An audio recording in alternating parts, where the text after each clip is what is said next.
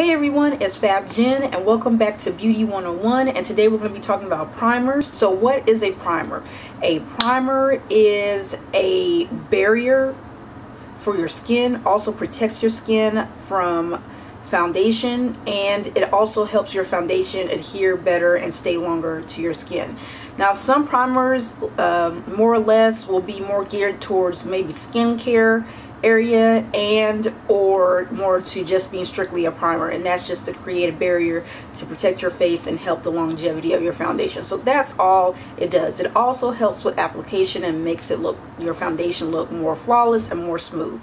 That's personal preference. You do not need a primer, but I recommend personally, if you ask me, to get a decent primer that's for your skin type. Don't get a primer that if you're dry, you get a mattifying primer. You don't want that because your skin is already dry. So you don't want a primer that dries out your skin even more. So just be aware of that. If you're oily, you want a mattifying primer.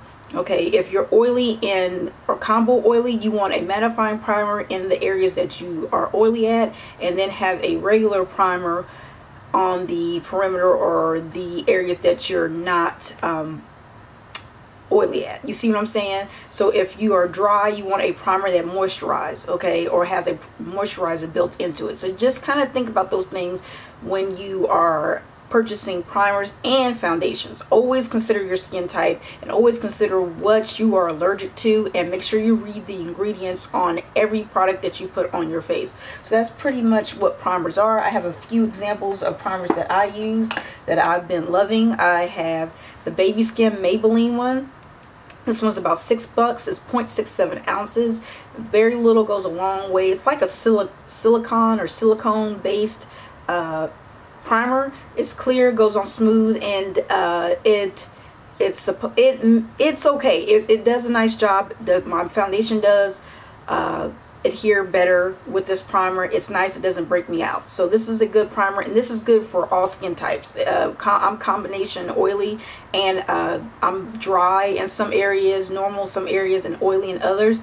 So this one universally works well. Another one that universally works well is the L'Oreal Youth Code Texture Perfector Pore Vanisher. This one has a treatment in it. This one does not have anything special in it to help treat the skin, but this one acts like a treatment, and it conditions your skin or gives your skin some additive benefits, and it primes. So you can use this as a primer. This one's a good one.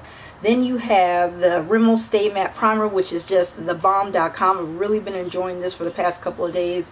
It definitely mattifies, so if you're oily combo, this is for you. These two are universal for all skin types that I'm seeing, and this one is for oily combo skin, okay? This one right here, the Rimmel Stay Matte one. There are loads of other primers. Those are drugstore, and the reason I'm focusing on drugstore is that if you're watching this, I highly recommend you start with drugstore so you can see what you like and you can test things out without crying yourself to sleep thinking like, I spent 30, 40, 50, whatever dollars on this and I have no freaking idea how to use it, or it's not working for me.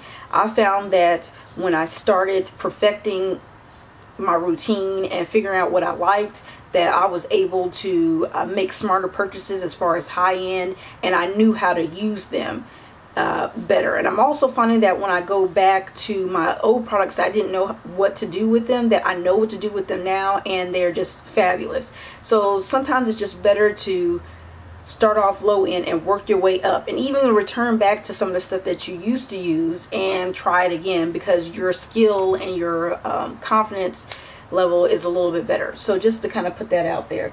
Also, I use a spray. This is after my foundation. You can do this before primer, after primer, or after your complete makeup routine. I use this after to take away the mattifying effect, because I put a lot of powder products on my face. So I do this to add moisture back to my skin. And I use another setting spray by Scandinavia, which is expensive.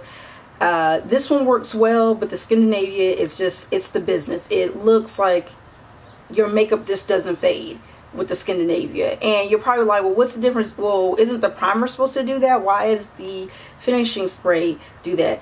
The primer is basically more so to protect your skin from your the makeup, and also to make the foundation adhere better and go on smoother on your skin. It's not going to be a 24-hour thing that I found. I went through this too. I'm like, well, a primer should make your foundation and everything last longer.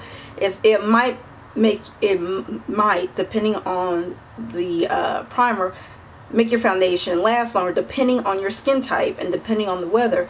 But the setting spray locks everything in, locks your blush, your highlighter, your eyeshadow, your eyebrows, everything powder wise, and liquid, even liquid form, it locks it in there, and you don't have to do as many touch-ups, say with your blush. With this one, eventually you have to go back after about 4 or so hours and do a touch-up with your blush.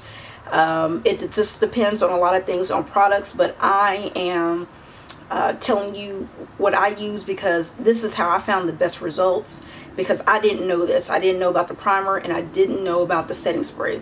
So take that in consideration. You don't necessarily need a setting spray. Setting sprays, I think, to me personally, are best for people who use higher coverage foundation, medium to full. If you like a more lighter coverage BB cream or something, you don't need a finishing spray. But it's nice to have this because you can refresh your face, and if your face starts to feel irritated or dry, this is really good for that, let alone setting your makeup. But just to kind of put that little bug in your ear about setting sprays, I'll probably do a separate video on that. If you're interested, let me know. But that's pretty much what setting sprays are for. They're just to help with the longevity of your foundation. I found that they work very well in combination with the primers. Okay, so I'm going to stop here with the primers, and I'm going to go on to the foundation next. So stay tuned and look forward to that video, or look out for that video, and we will go into foundation.